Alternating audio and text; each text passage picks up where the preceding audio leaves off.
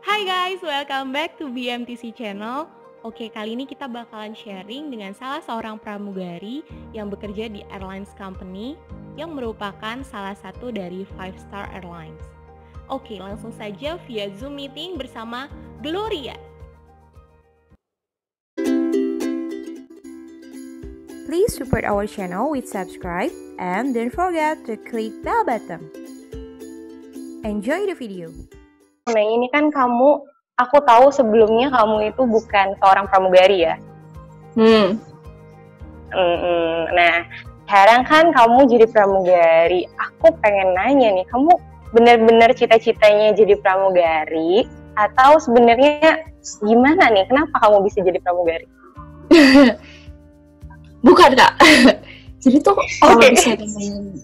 kalau bisa ngomongin cita-cita, aku tuh goals akhirku itu nggak pengen jadi pramugari, tapi aku tahu kalau stepnya aku ngambil ini dulu, nanti aku bisa jadi apa yang aku mau. Oke, ya, betul. Goal gitu ya.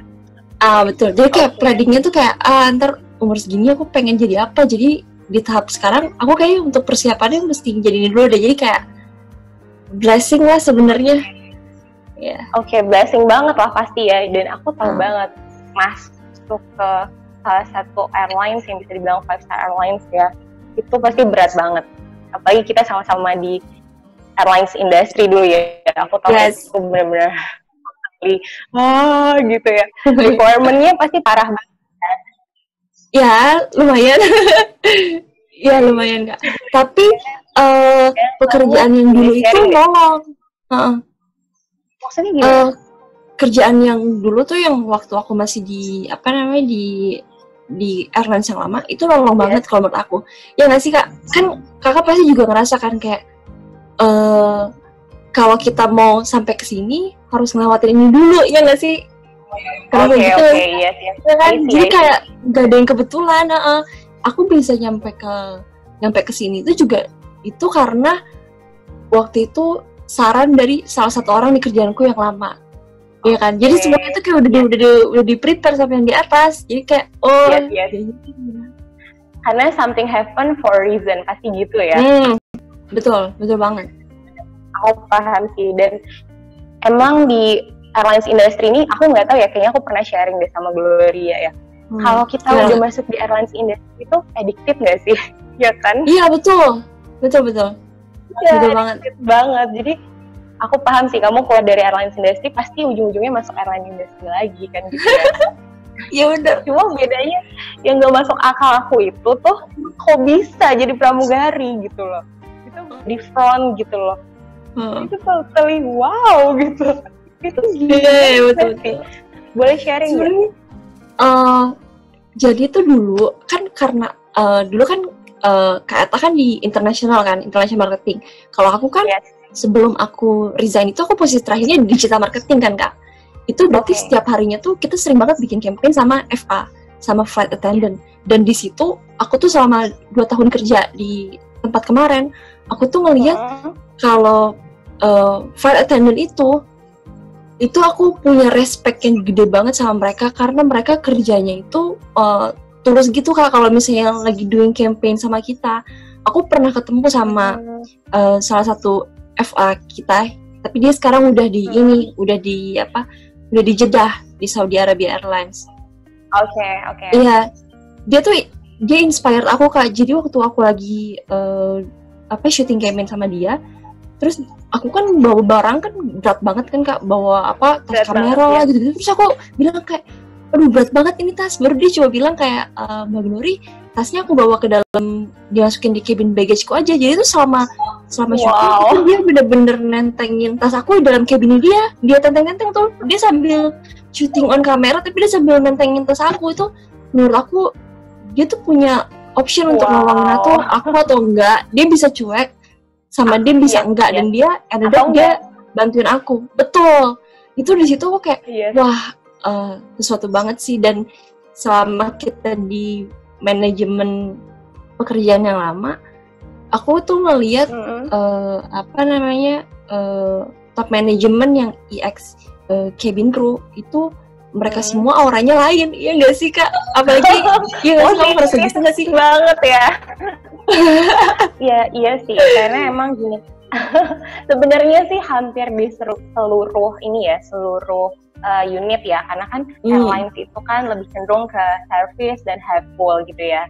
Tapi emang untuk cabin crew ini tuh emang special banget bisa dibilang gitu, karena kan as you know gitu, dia mau dimarahin, dia mau dimaki juga dia harus tetap senyum gitu ya. Yes, betul. Jadi auranya sih emang beda banget. Makanya aku pas lihat kamu jadi pramugari tuh aku kayak wow gitu, kayak gila banget. Ya? Itu benar-benar susah loh, Glo. Maksudnya gini loh, kita yang biasa dengan data atau kita yang biasa dengan dunia pekerjaan back office gitu ya, dan kita harus say hello and always gitu, itu kayak wow. Aku pun juga masih nggak percaya Kak, udah nyampe di sini terus dah. Terkadang tuh kalau misalnya lagi bengong gitu terus kayak mikir, oh udah nyampe di sini, jadi kayak surreal aja. Tapi kayak aneh deh pokoknya. Iya benar. Requirement-nya itu kan lumayan sulit tuh. Perjuangan kamu untuk menuhin requirement-nya itu tuh gimana sih? Kamu dapat infonya dari mana? Terus kamu gimana nih prosesnya, boleh ceritain nggak? Sebenarnya tuh dia tuh kayak itu loh Kak, nggak disangka-sangka. Jadi dulu aku emang ngelihat pramugari kalau di maskapai kita kayak udah keren ya, tapi aku nggak pernah kepikiran kalau aku bakal jadi kayak mereka. Aku tuh mikirnya kayak udah aku kerja di office aja, karena aku juga senang gitu kerja di marketing, itu something yang yang seru gitu kan, ketemu sama orang tiap hari kayak gitu right. Betul. Terus satu hari aku tuh dipanggil ke mejanya ini waktu itu deputy senior manager marketing, namanya Ibu X lah gitu. Terus dia bilang ke aku, I know. Kamu tahu kan Mbak? Terus dia bilang kayak gini, lu kenapa nggak nyoba di ini aja, di sini? Dia bilang kayak gitu kan, maksudnya di Airlines aku yang sekarang. Terus aku bilang, ya kali Bu, aku ke situ nggak mungkin banget. Terus dia bilang, coba aja, soalnya muka-muka kamu tuh muka-muka oriental yang cocok sama mereka gitu loh. Terus dia ngasih penjelasan sama aku, kalau misalnya working as a cabin crew itu aku lebih bisa banyak nabung. Itu itu Kak yang aku bilang. Dia bilang kayak lo pikirin deh kayak secara keuangan nanti lo bisa gini. Terus aku kayak ya mungkin sih, boleh juga. Terus aku pulangnya aku tuh googling pembukaan untuk masuk itu. Tapi aku masih nggak ini tuh Kak, kayak nyobain tuh kayak nyoba iseng berhadiah lah ya gitu kan. Walk-in interview sama sekali ya. Iya, terus kan namanya juga walk-in interview gitu kan. Baru senangnya adalah walk-in interviewnya itu setiap hari Sabtu. Jadi aku nggak bakal bolos kantor. Yes, gitu ya. Iya, jadi semua prosesnya itu bener-bener hari Sabtu Kak. Jadi aku tuh nggak ada yang kayak bolos kantor lah terus pura-pura kemana-mana, itu nggak ada. Jadi kayak aku nggak ada yang tahu kecuali teman dekat aku. Tahu di kantor kecuali teman dekatku tuh. Nah, baru udah mulai walk-in interview, datang dong banyak banget Kak, dan aku ngeliat kayak wah kayaknya nggak mungkin masuk deh kayak gitu-gitu.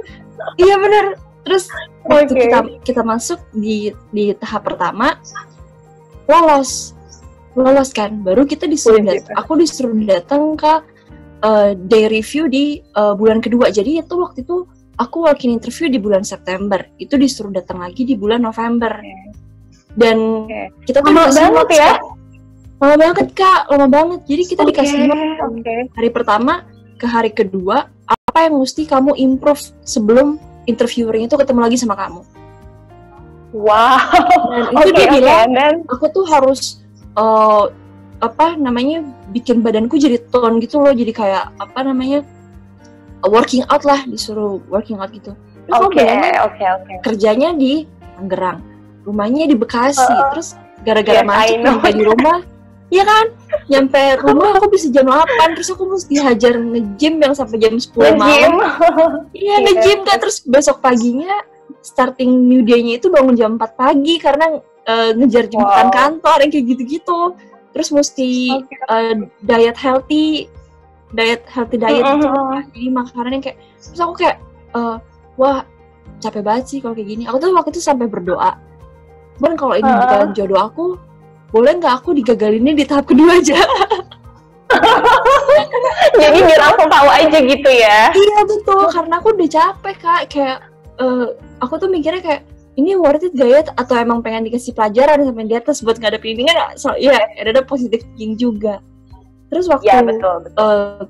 waktu ke tahap kedua itu di prosesnya mulai lagi kan, kayak deg-degannya parah bla bla, dan lolos lagi. Dibilangnya sampai ketemu ya di final interview di bulan Desember, which is aku bakal ketemu sama manajemennya mereka yang datang dari luar untuk ke Jakarta untuk ketemu sama calon-calon terakhirnya. Jadi tuh rekrutmen kita itu udah ada dari bulan Januari. Itu bulan Desember loh Kak finalnya. Iya dari It's a long time, man. Right. Tapi aku startingnya dari September, jadi aku masih nggak terlalu parah dibandingin mereka yang nunggunya dari awal bulan. Iya, itu parah banget sih. Itu parah banget sih. Betul. Tapi berarti tiga bulan itu tuh nggak 3 bulan deh. September, Oktober, November, Desember, 4 bulan ya. 4 bulan masa penantian itu tuh kamu dikasih PR sama mereka gitu. Betul. Tapi kalau dari bulan November, dari bulan November ke Desember dikasih tahu, oke, nanti kamu tanggal segini kita ketemu di ini ya, di hotel ini kayak gini-gini. Terus aku inget banget itu pas satu hari sebelumnya aku tuh nggak bisa tidur Kak. Ini pas udah malam final interview ya. Final interview itu tanggal 2, aku tuh nggak bisa lupa tanggal 2 Desember. Nggak bisa lupa ya? Ya, itu udah kayak, wah ini udah go for it lah, udah kayak udah apa yang ditunggu-tunggu kan, dari bulan-bulan sebelumnya. Aku tuh nggak bisa tidur, can't sleep at all. Kayak kamu pernah ngerasa gak sih Kak, kayak kamu menutup mata, terus pikiran kamu jalan terus. Iya, I know. Ya, itu sering banget kayak gitu. Ya, sering kan? Iya kan, kalau lagi banyak pikiran itu lampunya udah dimatiin, terus aku udah pura-pura tidur, terus mamaku tuh masuk ke dalam kamar. Dia mikirnya aku udah tidur, terus dia megang kepala aku dan dia bacain doa. Itu kayak, dia aku mikirnya kayak, ini kalau aku lulus itu bukan gara-gara aku sih, tapi itu gara-gara emang udah rencana di atas sama doa dari orang-orang di sekitar aku. Jadi kayak, iya, kamu datang ke interview aku udah kayak, oh ya udah, kalau nggak berhasil juga setidaknya aku udah tahu gitu loh, nggak nyesel sama sekali. Oke, benar banget sih. Karena seenggaknya kita udah coba gitu ya. Udah coba. Aku sih seneng banget mental yang kayak gitu. Karena kalau kita nggak coba, kita nggak bakal tahu hasilnya. Betul, ya kan? Betul banget. Requirement-nya itu kira-kira apa aja sih? Misalnya nih, untuk tinggi badan, untuk berat proporsional gitu, itu gimana sih? Yang generalnya aja. Oke, kalau general, jadi pas kita interview di day pertama, walk-in interview, itu hal pertama yang dilakuin sama mereka, kita disuruh nunggu di satu ruangan. Habis itu kita di brainwash sama video-video company mereka tuh dilihat-liatin sambil duduk.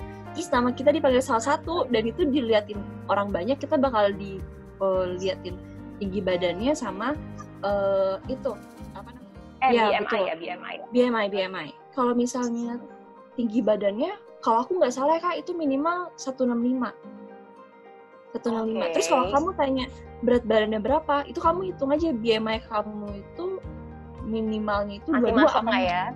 Ya betul, BMI-nya itu 22 amannya. Oh, amannya 22. Oke. Betul. Oke. Ya. Berarti minimalnya 165. Wow. 165, ya. Tapi aku nggak tahu deh, aku nyampe di 165. Nggak tahu juga sih, tapi pokoknya gini Kak. Kalaupun tinggi kita nggak nyampe, tapi kita nanti bakal diukur untuk arm reach.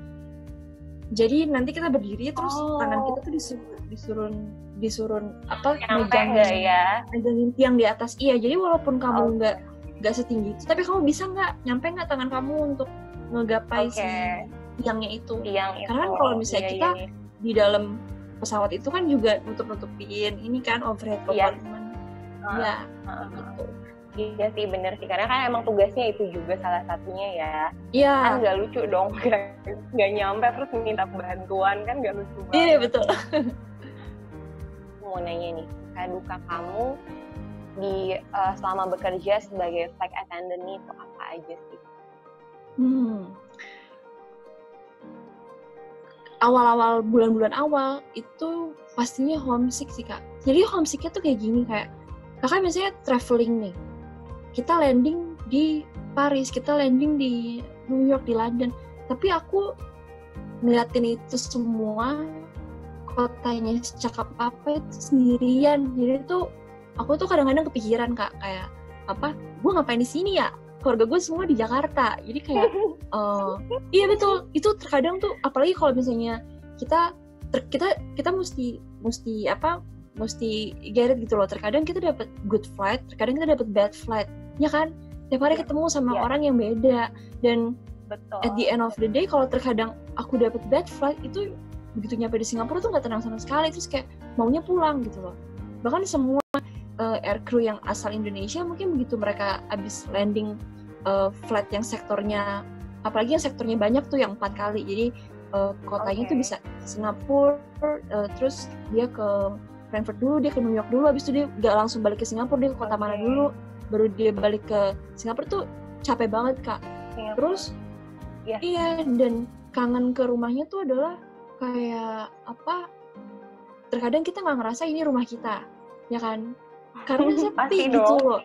Begitu udah, misalnya aku pun satu flatmate-ku waktu itu ada temanku satu, tapi terkadang kalau aku nyampe Singapura dia nggak ada gitu loh. Jadi kayak kita tuh timing untuk ketemu barengnya itu susah banget. Tapi aku udah ngelewatin fase itu. Jadi aku pernah baca nih Kak, buku gitu deh, dia The Book of Joy, yang nulis itu writernya orang US, tapi dia nge-interview Dalai Lama sama Desmond Tutu. Si Dalai Lama tuh bilang kayak gini. Kemarin aku tanya, bukan? Iya betul, correct. Itu dia bilang kayak dimanapun kamu punya temen, itu rumah kamu. Itu simple banget sih. Jadi dimanapun kamu punya teman dan punya orang yang kamu sayang, itu kamu bisa panggil tempat itu rumah kamu. Jadi ya udah, kita making where we are today is our home, ya kan? Semuanya bikin. Jadi itu sih yang bikin aku kayak, oh iya betul. Dan ini masa muda, kamu gak bakal pernah semudah kamu hari ini. Besok kamu udah tambah tua lagi, jadi kamu harus nikmati. Betul. Ya kan? Dan kamu gak bisa ngulang hari, bener gak sih? Betul. Kamu gak pernah bisa ngulang hari. Iya bener banget, aku setuju. Kamu kan udah cerita nih untuk suka dan dukanya nih selama kamu kerja di sana. Sekarang aku mau nanya, habit atau kebiasaan selama kamu sebelum jadi flight attendant dan sekarang setelah kamu jadi flight attendant tuh ada yang berubah nggak? Habit, oh iya, itu pasti Kak. Masih kayak kalau misalnya kita masuk di sebelum terbang kan kita masuk sekolah dulu kan, di training gitu sama mereka. Itu kita dijadiin cewek banget. Jadi cewek banget. Iya Kak, jadi diajarin cara jalan kalau misalnya pakai seragamnya itu yang gimana. Terus bener-bener begitu kamu udah don your uniform, kamu udah pakai uniform kamu, itu kamu jadi orang yang beda. Iya betul. Jadi kayak kita tuh begitu udah pakai uniform tuh kayak bener-bener mesti jaim, jaga image tuh bener. Kayak megang handphone pun kita nggak boleh kan? Ya kan? Terus kalau ada orang yang bahkan kita tuh dibilangin setiap kali kita pakai seragam, aku tuh udah nggak boleh meluk papaku lagi, nggak boleh showing affection ke orang lain. Iya, karena kamu udah segitunya ya. Iya, kamu udah bagian dari company kamu, ini kamu udah mengesampingkan diri kamu emosional. Gitu. Yes. Iya betul. Karena mereka kan ada image yang mereka bentuk itu, dan itu karena aku udah a part of image itu, jadi ada beberapa hal yang dikasih garis gitu loh, jadi kayak kita nggak boleh. Berarti injek image-nya itu dalam banget ya? Injek image company-nya itu dalam banget ya? Iya itu betul banget Kak. Tapi kalau misalnya secara karakter ya, Mungkin ini udah kejadian lucu sih Kak. Jadi dulu tuh waktu aku lagi nyari tempat tinggal, aku kan berempat tuh temanku gitu kan. Ada orang kena dia penyakit ayan di jalan, epilepsi gitu. Dia tiba-tiba dia kayak apa namanya, kayak shaking gitu. Kita ngeliatnya cuma dari jauh. Terus temanku satu ada yang ketakutan dan kayak mau langsung kabur gitu. Aku pengen kabur karena aku pikir dia mabok gitu kan. Terus temanku ada satu, dia langsung teriakin kita, bilang kayak, "Woi jangan kabur, kita harus nolongin dia." Itu in the middle of nowhere, kita nggak tahu telepon rumah sakit terdekat, polisi atau gimana-mana. Kita cuma lari nyamperin dia. Orangnya tuh udah pingsan di jalan. Terus kita cuma teriak-teriak, tolong yang kayak gitu-gitu. Sampai akhirnya ada orang yang datang dari jauh, baru dia nelfonin ambulans dan 911. Itu yang bikin aku jeda kayak kebangun gitu adalah kayak sekarang kerjaan aku adalah untuk hal yang kayak gini. Jadi kamu mesti caring sama orang lain, bener kan Kak? Orang lain, betul. Iya, itu udah all about orang lain. Begitu kamu naik pesawat, bisa aja kamu nemuin orang yang collapse karena dia kena heart attack dan gitu-gitu, CPR and all. Itu kan kita diajarin. Jadi kayak kamu naruh diri kamu itu udah nggak as a priority, kamu harus bikin orang lain itu jadi prioritas kamu. Ya kan? Kamu harus jadi orang terakhir yang keluar dari pesawat. Kamu kalau bisa melihat anjing yang ketakutan dalam pesawat aja, kamu mesti ngeluarin dia dulu baru kamu nyelamatin diri kamu sendiri. Itu kayak, oh ya benar kayak gitu. Aku benar-benar surprisingly loh, karena emang itu sesuatu yang berat ya buat kita orang yang biasa kerja sebagai back office gitu ya. Betul. Terus kita harus bikin make others become our priority gitu. Itu benar-benar gila sih. Serius loh gitu ya. Tapi aku paham sih, karena kamu udah diinjek dalam banget image company-nya, kamu benar-benar udah menjiwai banget, udah soul kamu banget. That's why kamu bisa jadi seperti ini, ya kan? Ya, dan karena orang-orang di sekitar sih. Jadi aku sih percayanya kalau kita bergaul sama orang yang baik itu ngikut. Bener iya, banget. Kan? Jadi aku pernah dengar tuh pepatahnya gini tuh bro, tentang itu. Untuk mengetahui siapa kamu, kasih tahu aku 5 teman terdekat kamu. Betul. Gitu. Jadi katanya ketika siapa teman kita, dia akan menjadi injek yang baik atau tidak sama kita. Ini FI ini di pramugari ini, instruktur aku udah bilang kayak gini. Nanti kamu first payroll, gaji pertama kamu mendingan beli designer bag atau kamu traktir keluarga kamu makan ke tempat yang enak. Dia bilang kayak gitu. Okay. Terus kita bilang, karena kita pengen sosok baik, kita bilang dong, oh traktir keluarga kita ke tempat makan yang enak. Terus dia bilang kayak gini Kak, iya karena kalau kamu beli tas kamu, terus kamu sakit, dia nggak bisa jagain kamu. itu benar ya Kak. Benar mati. Itu kan nggak bisa nemenin kamu di saat kamu susah, di saat kamu down, dia nggak bisa ngomong. Tapi kalau misalnya kebahagiaan orang di sekitar kita, itu efeknya lain. Jadi kayak aku sih dalam pikiran aku nggak nyalahin orang yang beli designer bag dan lain-lain, itu terserah mereka. Dan terkadang juga kita pengen reward diri kita atas kerja keras kita kan Kak. Iya. Tapi itu set priority juga. Kalau misalnya kamu ada di sini tuh, kamu buat apa, terus kamu buat impact orang apa. Jadi aku mikirnya kalau kita dikasih Tuhan berkat berapa, itu kita harus balikin ke orang lain. Itu sih udah. Iya, benar. Karena sebagian dari berkat kita itu bukan milik kita, milik orang lain. Itu cuma titipan doang ya, benar. Betul nggak? Ya, aku setuju sih. Oke, gue udah banyak banget kamu sharing, kamu bener-bener, aku respect banget, wow banget. Aku bener-bener nggak pernah expect soalnya kamu bisa masuk ke dunia flight attendant gitu ya. Karena to be honest, kalau ditanya kayak aku pribadi juga, itu bener-bener totally it's hard man. Susah banget sih gitu. Menjadi orang yang helpful, terus really cares the others gitu ya, itu gila gitu. Jadi aku bener-bener respect banget, say thank you banget sama kamu. Aku mau last statement dari kamu. gimana semangatin orang-orang, saudara-saudara kita atau teman-teman kita yang ada di luar sana yang mungkin pengen banget jadi kayak kamu, masuk jadi pramugari yang kerja di airlines company yang bisa dibilang masuk 5-star airline. Itu gimana semangat? Simple aja sih. Kalau susah belum tentu nggak bisa. Oke, ya Den. Oke, bener banget. Kalau susah belum tentu nggak bisa ya. Betul. Oke, thank you so much ya Glo untuk waktunya, kamu bener-bener the best banget. Ini aku record. Makasih loh, makasih Neta. Aku harap video ini dapat bermanfaat buat kalian, terutama kalian yang memang pengen banget jadi salah seorang pramugari yang bekerja di salah satu 5-star airlines. Kalian harus tetap semangat, jangan lupa bersyukur dan terus berdoa. Oke, the last statement, please support us with subscribe, like, and you can share this video. Dan jangan lupa kalian juga klik tanda lonceng yang ada di bawah supaya kalian gak ketinggalan sama video-video kita yang berikutnya. Okay, thank you so much for watching and I will see you on my next video.